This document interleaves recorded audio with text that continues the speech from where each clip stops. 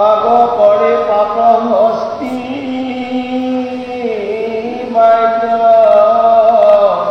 হোমরঙ্গে গইলা কবে আগ বাহি মহাকৌতূহলে মৃদঙ্গ গোমুখ শঙ্খ শবদয় আন্দোলন কৃষ্ণ গুণ গায়া কবে প্ৰজা কৰে নাতে নত নৰ্তকী পঢ়ে মাতে সুহৃদ কৃষ্ণ কমে পাইল ৰাজবাতে দেখি বসুদেৱ মিলা বনমালী মায়া প্ৰাণ পুত্ৰ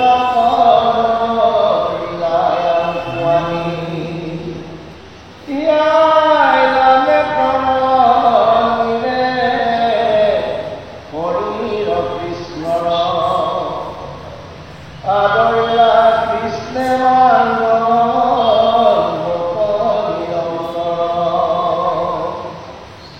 তাহা মুখামতি কাকো হাস্য কৰিছাই চৰিদান্ত ৰথে পথে মনে লভৰাই কৃষ্ণ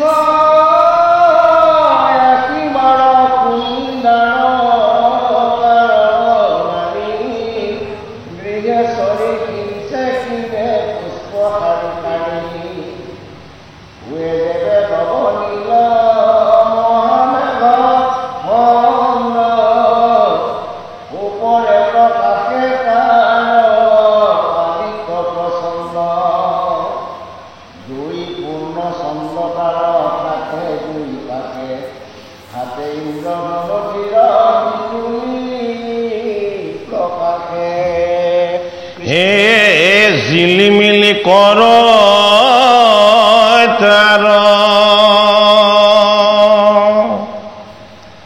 তার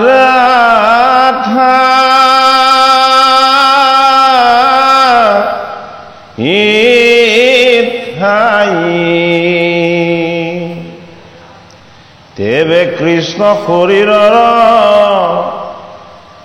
উপমা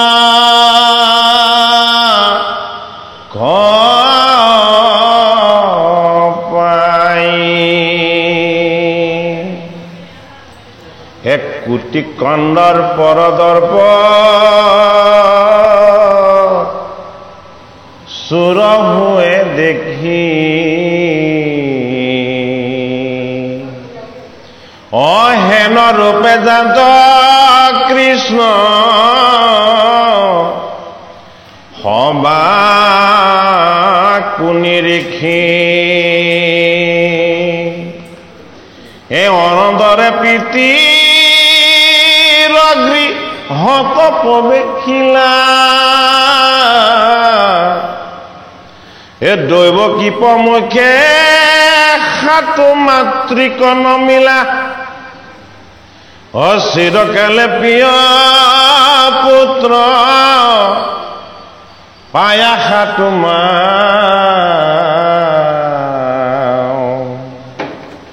ও হরি সেবি বলায়াদি ভইলা প্রেম ভাব কুলে লয়া মহাস্নেহে কুঙ্গলিত শিৰ নয়নৰ জলে তাৰ তিয়াইলা শৰীৰ এটা সম্বাক আচাকিয়া বিনয় বচনে নিজ মন্দিৰত প্ৰৱেশিলা নাৰায়ণে ভগৱান কৃষ্ণৰ তেওঁৰ ভকতসকলৰ প্ৰতি পৰম কৃপা সত্য যুগত সকলোৱে সাধন সিদ্ধ ভগৱন্তৰ একান্ত ভকত আছিল। নৰৰ কায় আৰু কলেৱৰ বহুত ডাঙৰ আছিল। আয়ু সহস্ৰ সহস্ৰ বছৰ আছিল আৰু সকলোৱেই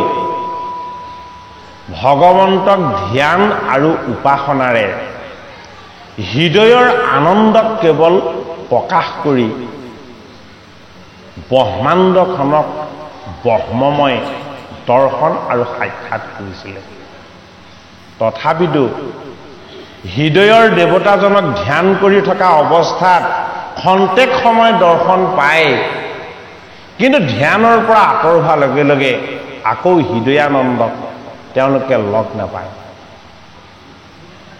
সেই সত্য যুগতেই সাধন সিদ্ধ ভকত ঋষিসকলে হৃদয়ানন্দক হৃদয়তে কৈছিল যে তোমাক আমাৰ চকুৰ সন্মুখত চাক্ষুষভাৱে দেখাৰ সৌভাগ্য আমাৰ ঘটিবনে কেতিয়াবা? নে তুমি হৃদয়ৰ দেৱতা কেৱল হৃদয়তেইহে আমাক দেখা দিবা?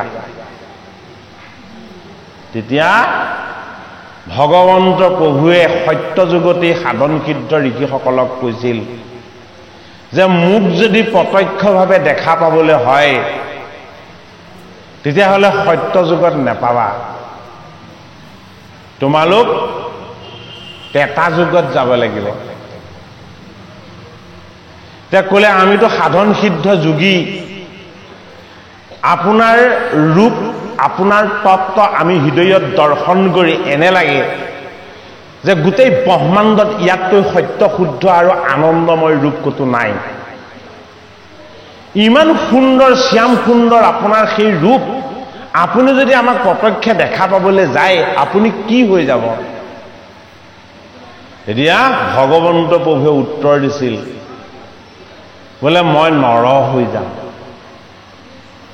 তেতিয়া সকলো ঋষিয়ে ক'লে তেতিয়াহ'লে আমাক হয় বান্দৰ, নহয় ভালুক, নহয় ৰাক্ষস কৰি নিব।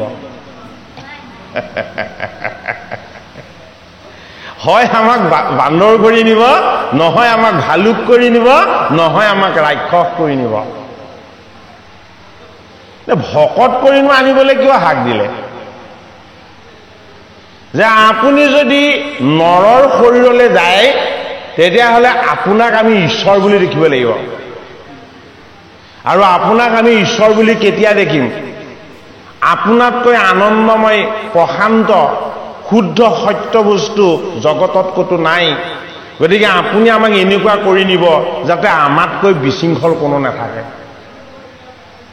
আমাতকৈ বন্ধনত কোনো নাথাকে, আমাতকৈ কাম কোট বেছি থকা কোনো নাথাকে। সেইটো কাৰণে বান্দৰ কুলত ভকতসকল আহি জন্ম ল'লে, ভালুক কুলত জাম্বন্তৰ বংশত আহি জন্ম ল'লে, আৰু লংকাত গৈ ৰাক্ষস হৈ জন্ম ল'লে। সমস্ত জনকেই গৌৰ সুন্দৰ ৰামে আনন্দময় হৰিৰ চৰণৰ স্পৰ্শ আৰু কেনেকৈনো এই ভূমিলৈ আহি জীৱই জন্ম লৈ এই সংসাৰ সমুদ্ৰ পাৰ হ'বৰ কাৰণে সেতু নিৰ্মাণ কৰিব পৰা যায়। সীতাৰূপী শান্তি মাতাক উদ্ধাৰ কৰিবৰ কাৰণে সেইটো কাৰণে তেওঁ সমুদ্ৰত ৰাম সেতু নিৰ্মাণ কৰি দেখুৱালে।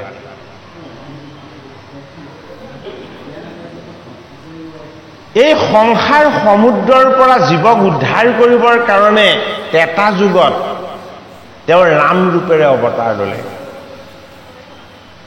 আৰু ৰাম ৰূপেৰে যেতিয়া জগতৰ হৰিক সেৱা শুশ্ৰূষাৰে আশীৰ্বাদৰ ভাগ সত্য যুগৰ ঋষি মনীষীসকলে পালে, তেতিয়া দেৱতাসকলে, সাধন সিদ্ধ যোগীসকলে, তপস্বীসকলে ভগৱন্ত প্ৰভুক প্ৰাৰ্থনা কৰিলে, হে জগতৰ হৰি, আপোনাৰ ইয়াতকৈও সুন্দৰ ৰূপ দৰ্শনৰ আমাৰ আশা থাকি গ'ল। তেখেতলোকক ক'লে, বোলে মই দাপৰ যুগত আকৌ নৰ ৰূপেৰে অৱতাৰ ল'ম, দৈৱকীৰ গৰ্ভত মই কৃষ্ণ ৰূপত অৱতাৰ ল'ম, যিসকলে মোক একান্ত চিত্তে সত্য যুগৰ পৰা উপাসনা কৰি আহিছা, সেই যুগত মই তোমালোকক দাপৰ যদুকুলৰ প্ৰজা কৰি নিম, বৃন্দাবন আৰু গোকুল ধামৰ গোপী কৰি নিম, আৰু মোক বেদ মন্ত্ৰৰে যে তোমালোকে উপাসনা কৰিছিলা, বেদৰ মন্ত্ৰবিলাকক মই নন্দৰ গৃহৰ গোবৎস কৰি নিম। ভগৱন্ত প্ৰভুৱে দাপৰ যুগত কৃষ্ণ ৰূপেৰে যেতিয়া অৱতাৰ ল'লে, তেতিয়া সমস্ত দেৱতাসকল যদুকুলৰ প্ৰজা হৈ আহিলে। সাধন সিদ্ধ ঋষি মুনিসকল গোকুলৰ গোপী হৈ আহিলে, আৰু বেদৰ মন্ত্ৰবিলাক আহিলে নন্দৰ গৃহৰ 9 লাখ গোবৎস হয়। কিয়নো বেদৰ সাৰ হ'ল দৈৱকী নন্দন কৃষ্ণ। বেদ কি? বেদ হ'ল গাভী। বেদক কি কৰিব লাগিব? বেদক দোহন কৰিব লাগিব। বেদক যদি দোহন কৰা যায় তেতিয়াহ'লে কি হ'ব? তাৰ পৰা দুগ্ধ নিশ্চিত হ'ব। দুগ্ধক কি কৰিব লাগিব? দুগ্ধক মন্থন কৰিব লাগিব। এইটো কাৰণে গোকুল ধামৰ বৃত্তি হ'ল কি? বৃন্দাবন আৰু গোকুল ধামৰ বৃত্তি হ'ল গোৱাল, গোবৎস পালন। ভগৱান কৃষ্ণ আকাৰযুক্ত ঈশ্বৰ নহয়, ভগৱান কৃষ্ণ সাকাৰ ঈশ্বৰ নহয়, ভগৱান কৃষ্ণক প্ৰত্যক্ষভাৱে স্পৰ্শ কৰিব পৰা ভগৱান নহয়। এই কথা সত্য যুগত ঋষিসকলে জানিছিল, জনা স্বত্বেও তেওঁলোকেও প্ৰত্যক্ষভাৱে ভগৱন্তৰ চৰণ স্পৰ্শ কৰিবলৈ ইচ্ছা কৰিছিল।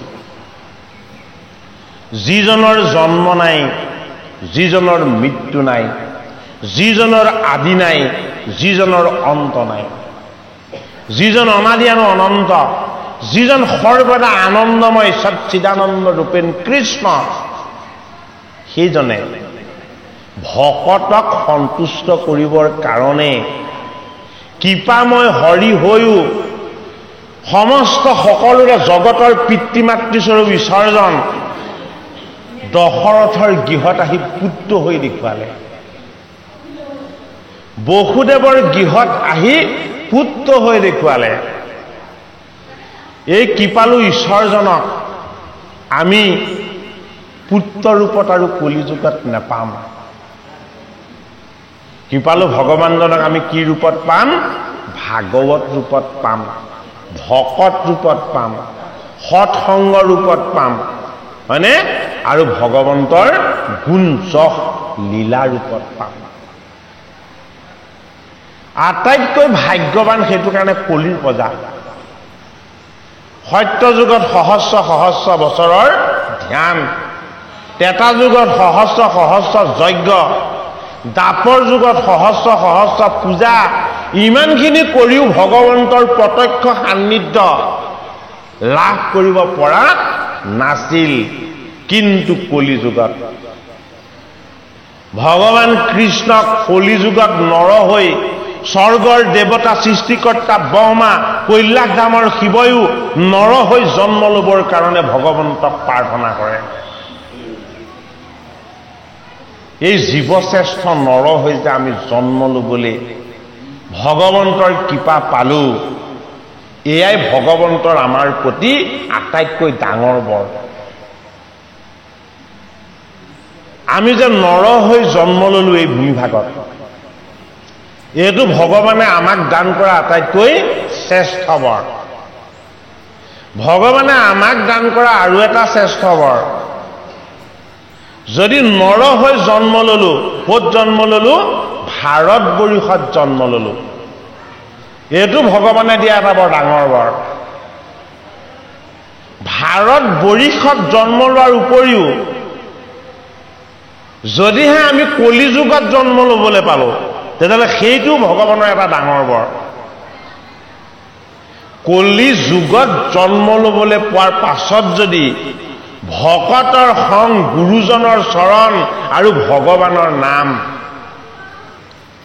এই সম্পত্তি যদি কেনেবাকে লাভ কৰা যায় তেতিয়াহ'লে জীৱই পাবলৈ একো বাকী নাথাকে। তেতিয়াহ'লে আৰু জীৱই পাবলৈ একো বাকী নেথাকে। ধন্য ধন্য কলি কাল, ধন্য নৰ তনু ভাল, ধন্য ধন্য ভাৰতবৰ্ষ। এই জীৱন ৰহুগণ ৰজাই শৰণ ল'বলৈ যাওঁতে এখন দোলাত উঠি গৈছিল। এই জীৱন হ'ল এখন দোলা। কি দোলা? পঞ্চম স্কন্ধত দিছে। ৰহুগণ হ'ল এখন দোলাত উঠিবলগীয়া শৰণাপন্ন ৰজা। কপিল প্ৰভুৰ চৰণত তেওঁ শৰণ ল'ব। নামটো কি? নামটো ৰহুগণ। ভাগৱতৰ কথাবোৰ অকল এজনক কোৱা হয়, কিন্তু প্ৰয়োগত ই সকলোৰে লগত প্ৰয়োগ হয়। ৰহুগণ মানেনো কি? ৰহুগণ মানে ৰৈ থকা। ৰহুগণ মানে কলৈ ৰৈ থকা? জন্ম হৈ মৃত্যুলৈ ৰৈ থকা। যি জন্ম হৈ মৃত্যুলৈ ৰৈ থাকে সেই তত্ত্বটোক কোৱা হয় ৰহুগণ। ভাগৱতৰ পঞ্চম স্কন্ধত আছে, সেইটো কাৰণে শৰণ ভজন তত্ত্ব। এই জন্ম লৈ মৃত্যুলৈ ৰৈ থকাতকৈও জন্ম লৈয়ে কি কৰিব লাগিব? কপিলৰ চৰণত শৰণ ল'ব লাগিব।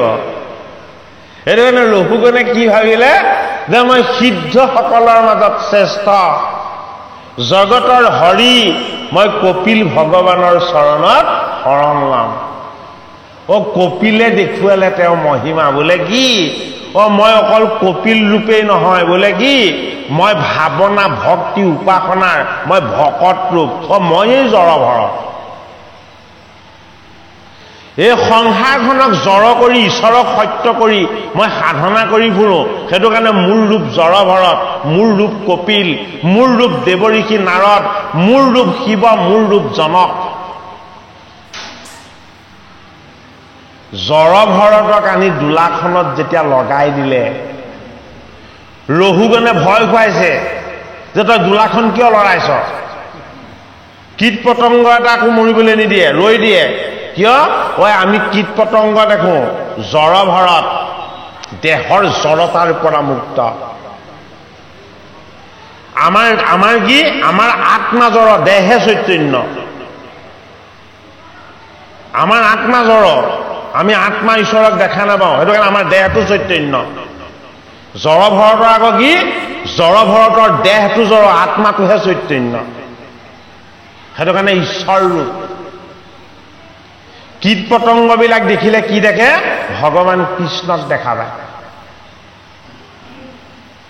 এই জগতলৈ চাই দিলে প্ৰতিটো বস্তুতেই জড়ভৰতে ভগৱান কৃষ্ণই হাঁহি থকা দেখা পায়।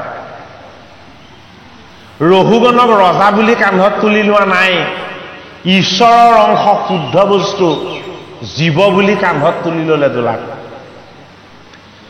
আৰু যেতিয়া গালি সপনি পাৰিলে, অতিষ্ঠ কৰিলে, অহংকাৰ প্ৰকট হৈ বাঢ়ি যাব গ'লে, ৰহুগণৰ পাপ হ'বলৈ ল'লে, তেতিয়া জড়ভৰত কি?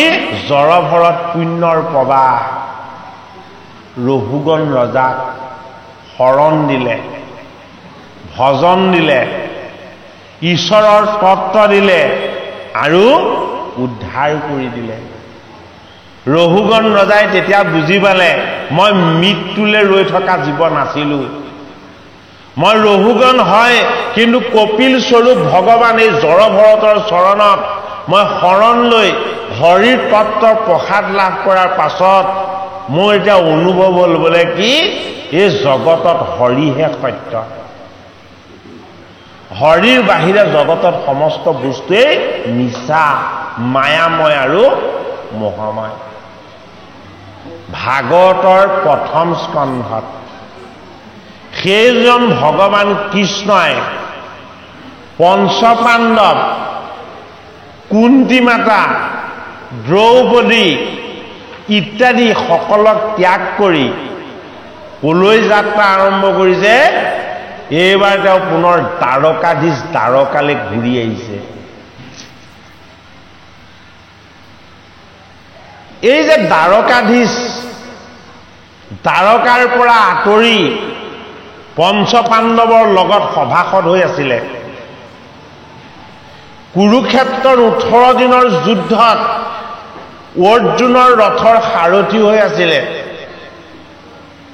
পঞ্চপাণ্ডৱে সপ্তঐক্যহীনী সেনাৰ দ্বাৰা বিজয় সাব্যস্ত কৰিলত ধৰ্মৰ পুত্ৰ ধৰ্মৰাজ যুধিষ্ঠিৰক শিৰত জয়ৰ মুকুট পিন্ধাই নিজেই ঘোষণা কৰিলে জয় ধৰ্মৰাজ যুধিষ্ঠিৰৰ জয়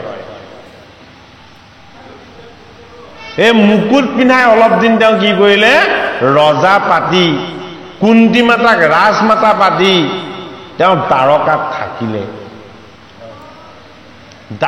দ্বাৰকাত নহয় হস্তিনাপুৰ আৰু ইন্দ্ৰপ্ৰস্থত থাকিলে প্ৰথমবাৰৰ কাৰণে ভগৱান কৃষ্ণই তেওঁ পেহীয়েক সম্বন্ধত কুন্তি মাতাক ক'লেগে যে পেহী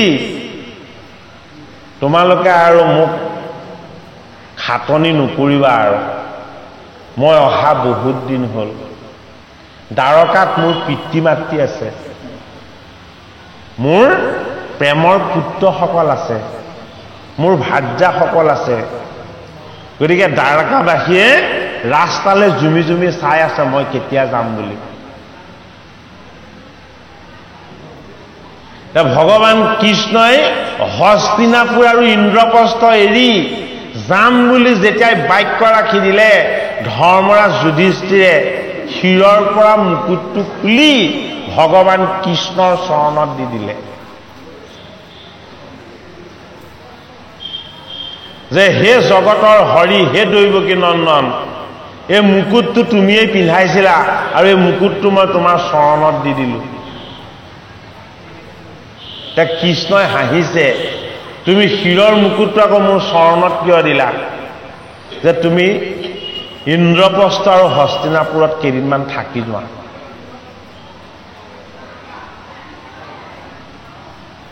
তেওঁ যিটো মুকুট পিন্ধাই দিছিলে সেই শিৰৰ মুকুটটো কৃষ্ণৰ চৰণত দি দিলে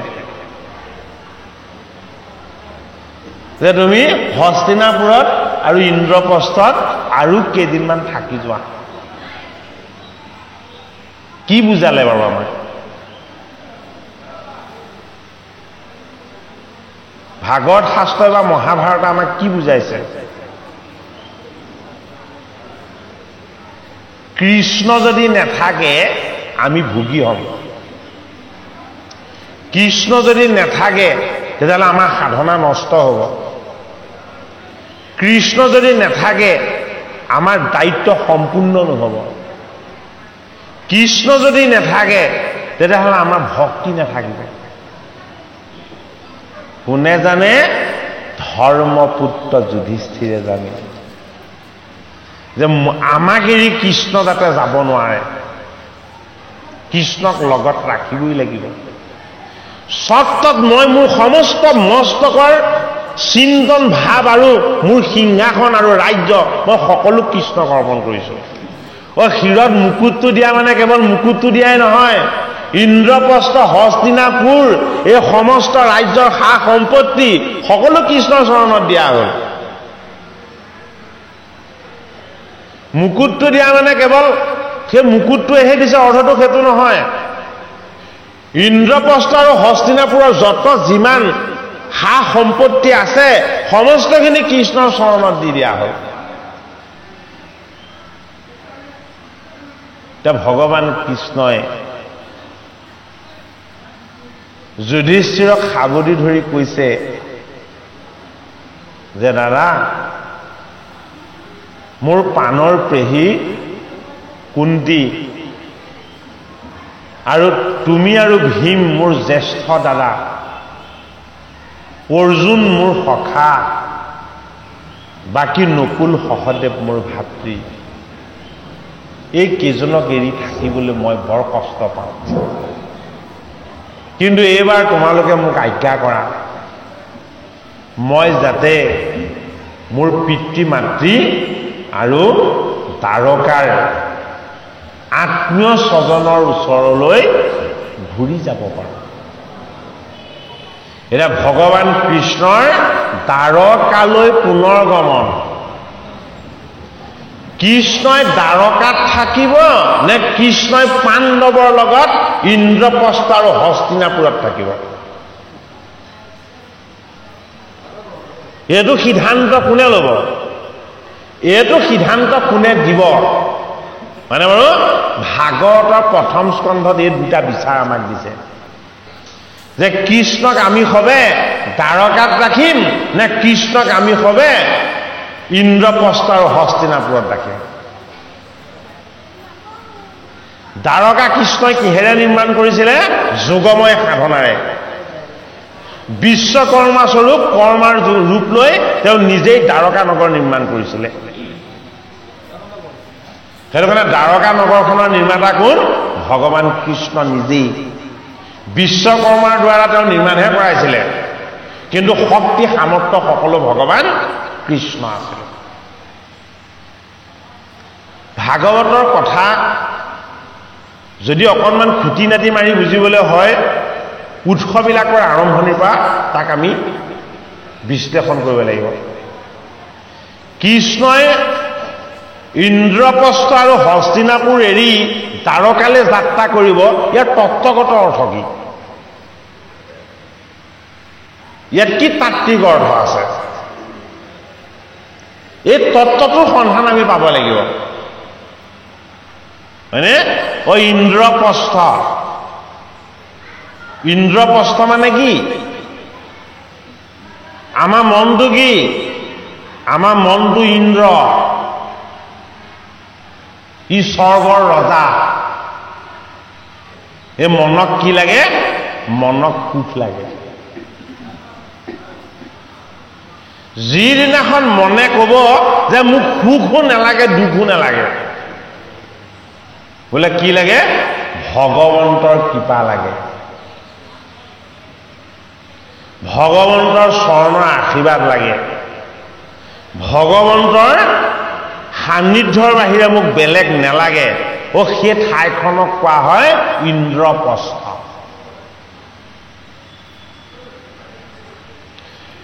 সদায় থিয় হৈ ঘোঁৰাৰ দৰে বাহ্যিক ফালে ধাৱমান হৈ থাকে কি? আমাৰ পঞ্চ ইন্দ্ৰিয়। দৃষ্টি বেয়াৰ ফালে যায়, শ্ৰৱণে বেয়া শুনিব বিচাৰে, নাকেও মৎস্যগন্ধাময় দুৰ্গন্ধ ল'ব বিচাৰে, হয় নে নহয়? এইবিলাক বেয়াৰ ফালে ধাৱমান হৈ থাকিব বিচাৰে। গতিকে ইন্দ্ৰপ্ৰস্থ ক'ত নিৰ্মাণ হৈছিলে? খাণ্ডৱ নামৰ এখন বন আছিলে। এই খাণ্ডৱ বনখন অগ্নিদেৱতাই ক'লে যে তোমালোকে যজ্ঞত যিমানবিলাক ঘিউ মৌ ইত্যাদিবিলাক দিছিলা, এইবিলাকে মোৰ পেটটো ৰুগীয়া কৰিলে, মোক খাণ্ডৱ বনখন দহন কৰি দিয়া, মই যাতে তোমালোকে দিয়া সেই ঘিউ মৌ দধিবিলাকৰ পাৰ্শ্বক্ৰিয়াৰ পৰা মুক্ত হৈ যাওঁ। এতিয়া খাণ্ডৱ বন কোনে দহন কৰিব পাৰে? কাৰ হাতত ইমান শক্তি সামৰ্থ্য আছে? খাণ্ডৱ বন দহন কৰি অকলে দিব পৰা কাৰো শক্তি সামৰ্থ্য নাই। এজনৰ ওচৰত আছে, বোলে কোন? যিজন ভগৱান কৃষ্ণৰ সখা হ'ব পাৰিছে। ভগৱান কৃষ্ণৰ সখা কোন? অৰ্জুন। তেতিয়া অৰ্জুনে অগ্নিদেৱতাক ক'লে, হে অগ্নিদেৱতা, মই আপোনাক খাণ্ডৱ বনখন দহন কৰি দিম। অৰ্জুনে শৰ মাৰিলে, কীট পতংগ ইত্যাদি একো ওলাই যাবলৈ নিদিলে, আৰু অগ্নিৰে সৈতে গোটেই খাণ্ডৱ অৰণ্যখন কি কৰিলে? দহন কৰিলে। তাৰ পাছত অগ্নিদেৱতা প্ৰকট হৈ দেখা দিলে। দেখা দি অৰ্জুনক উপহাৰ হিচাপে এখন ৰথ দিলে। সেই ৰথখনৰ নামটো কি আছিলে? কপিধ্বজ। যিখন ৰথত ভগৱান কৃষ্ণ সাৰথি হৈছিল। আৰু এখন ৰাজ্যৰ নামটো কি আছিলে? হস্তিনাপুৰ।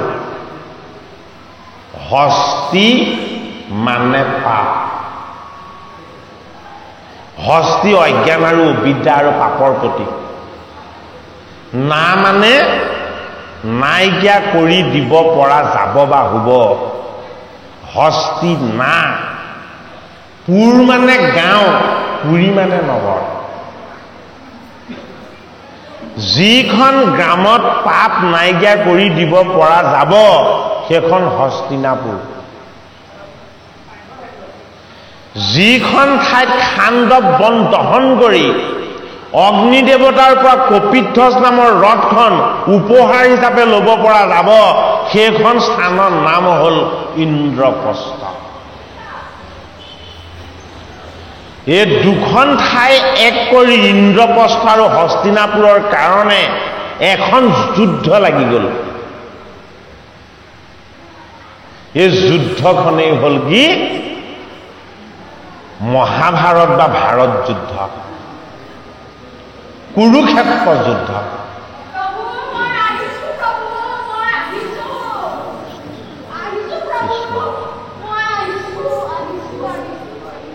এই কুৰুক্ষেত্ৰৰ যুদ্ধত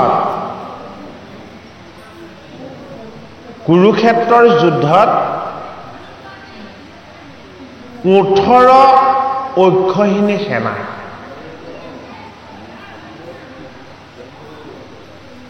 কুৰুক্ষেত্ৰৰ যুদ্ধ 18 দিন হৈছিলে। কুৰুক্ষেত্ৰৰ যুদ্ধৰ কথা য'ত প্ৰণয়ন হৈছে 18 পৰ্বযুক্ত মহাভাৰত ৰখা হৈছে। এই 18 পৰ্বযুক্ত মহাভাৰতত 18 যুগ সম্বলিত গীতা সন্নিৱিষ্ট হৈছে। ষষ্ঠ পৰ্বত ভীষ্ম পৰ্বত। বেদব্যাসে প্ৰণয়ন কৰা 4 বেদ, বিভাজন কৰা 4 বেদ, প্ৰণয়ন কৰা 17 পুৰাণ, অষ্টদশদল মহাভাৰত আৰু মহাভাৰতৰ অন্তৰ্গত দিব্য জ্ঞানময় গীতা। ইয়াৰ পাছতো যিটো কাম কৰিবলৈ বাকী থাকি গ'ল,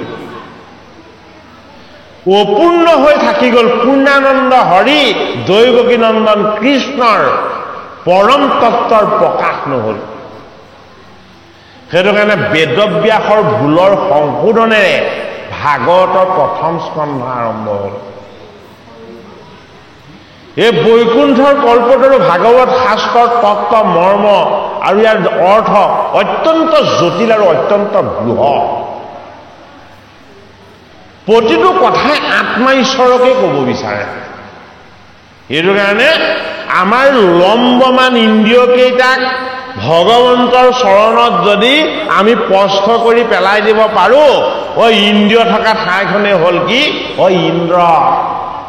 চৰণত ভগৱানৰ সেৱাৰ কাৰণে আমি পেলাই দিব পৰা ব্যৱস্থা ইন্দ্ৰপ্ৰস্থ।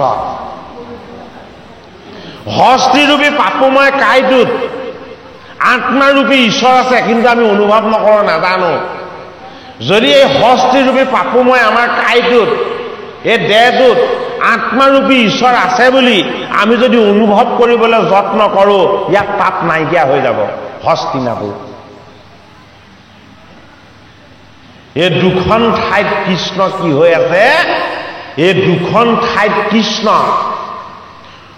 দুৰ্যোধনৰ কাৰণে দূত হৈ আছে, আৰু দুৰ্যোধনৰ কাৰণে কৃষ্ণ কি হৈ আছে? শত্ৰু ৰূপত আছে, মিত্ৰ ৰূপত নাই।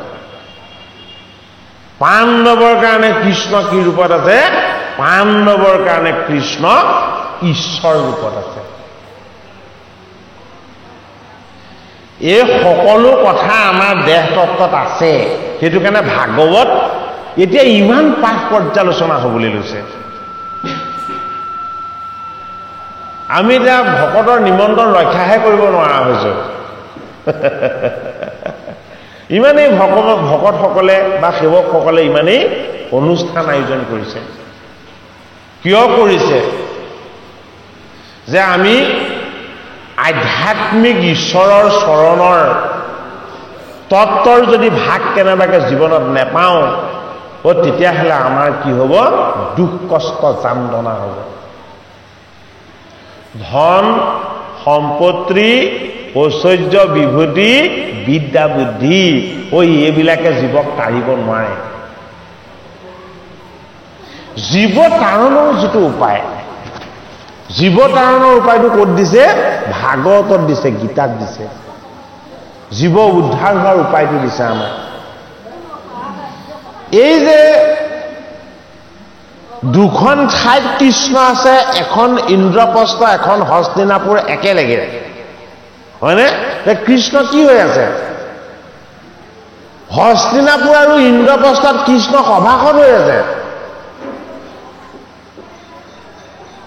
গতিকে সভাসদ অৰ্থত আমি কি বুজিব লাগিব?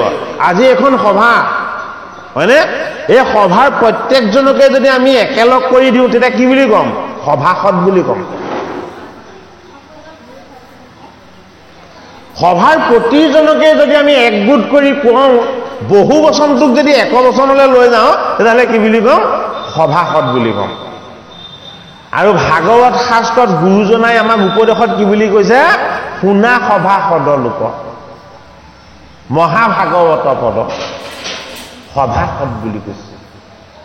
এই সভাসদ মানে কি? এই জগত সভা।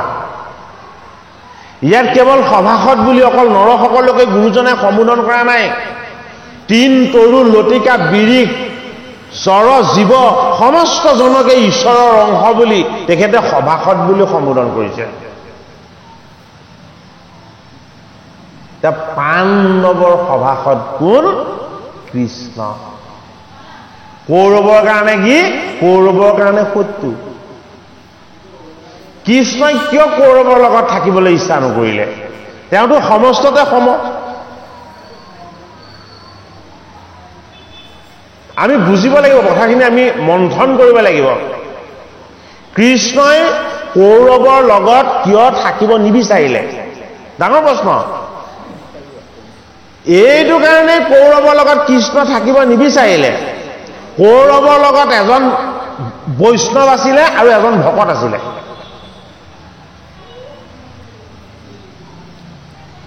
বৈষ্ণৱজন কোন? বৈষ্ণৱজন হ'ল ভীষ্ম। ভকতজন কোন? ভকতজন হ'ল বিদুৰ। এই দুজন থকাৰ কাৰণে কৃষ্ণ তাত নাথাকে। আৰে কি কথা এইটো? কি কথা এইটো? কৃষ্ণই বুজাই দিছে, মই এই ভীষ্ম, মই এই বিদুৰ। সেই দুটা ৰূপত মই কৌৰৱৰ ঘৰত আছো, আৰু পাণ্ডৱৰ গৃহত মই কি হৈ আছো? শ্যাম সুন্দৰ আনন্দময় কৃষ্ণ হৈ আছো। কিয়? পঞ্চ পাণ্ডৱৰ আশ্ৰয়টো পাবনকাৰী। পঞ্চ পাণ্ডৱৰ তত্ত্ব কি? আধ্যাত্মিক ঈশ্বৰমুখী তত্ত্ব। আৰু কৌৰৱৰ ধৃতৰাষ্ট্ৰৰ তত্ত্বটো কি আছিলে? ধৃতৰাষ্ট্ৰৰ তত্ত্বটো আছিলে অজ্ঞানৰ, জন্মান্ধ। তেওঁ জন্মান্ধটো জন্মগত, তেওঁক ঈশ্বৰে দিয়া দান। কিন্তু তেওঁ সেৱা শুশ্ৰূষা কৰিম বুলি চকু দুটা খুলিহে ল'ব লাগিছিলে।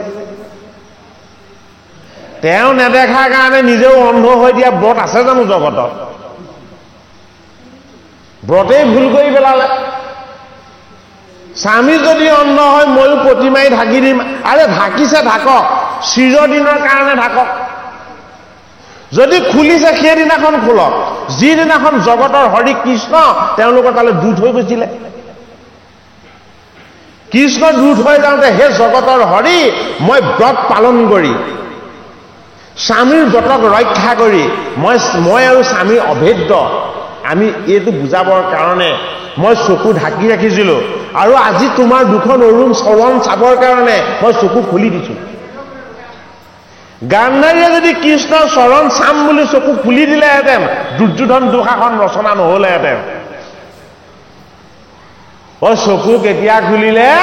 তোক যাতে কোনেও বধ কৰিব নোৱাৰে।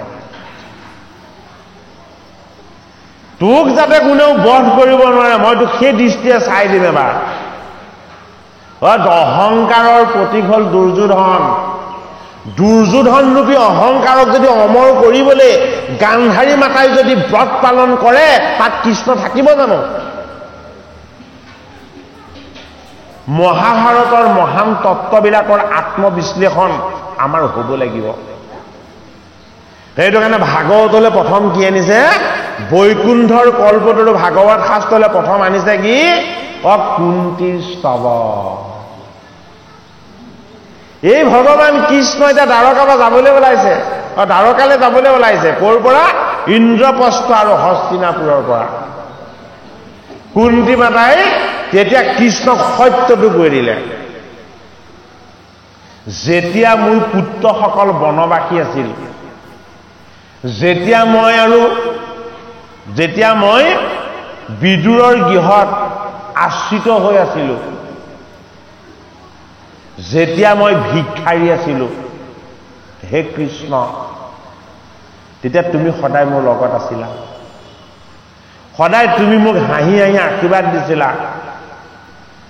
যেতিয়াই মোৰ 5জন পুত্ৰই এই ভাৰত যুদ্ধত বিজয় সাব্যস্ত কৰি মোৰ জ্যেষ্ঠ পুত্ৰ ধৰ্মৰাজ যুধিষ্ঠিৰ যেতিয়া ৰজা হ'ল, মই যেতিয়া ৰাজমাতা হলো, আৰু এতিয়া তুমি আমাক এৰি যাবলৈ ওলাইছা,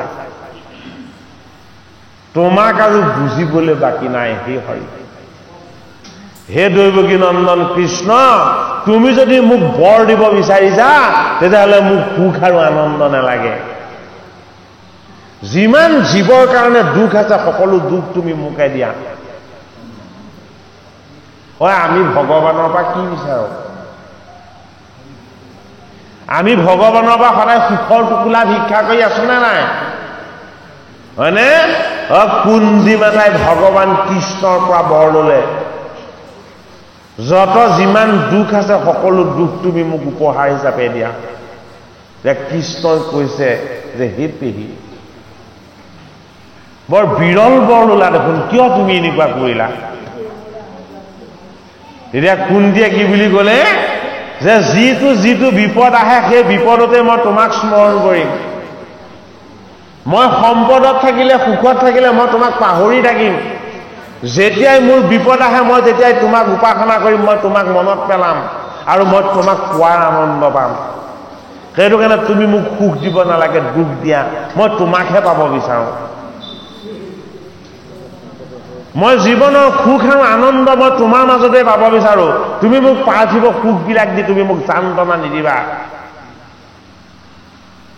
কৃষ্ণ ভাগৱতৰ প্ৰথম স্কন্ধত কুন্তি মাতাই স্তুতি কৰিছে। শ্ৰী কৃষ্ণায় বাসুদেবায় দৈৱকী নন্দনায়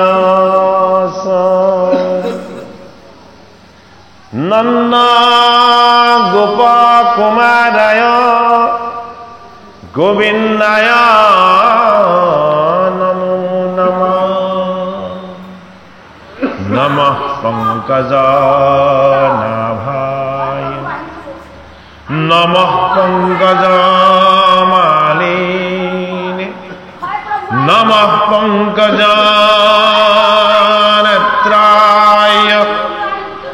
নমস্তে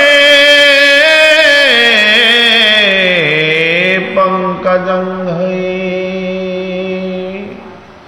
বসুদেবসুতং কৃষ্ণং কংসাসনুরমর্দনম দৈবকী হৃদয়ানন্দম কৃষ্ণং বন্দে জগদ্গুরু।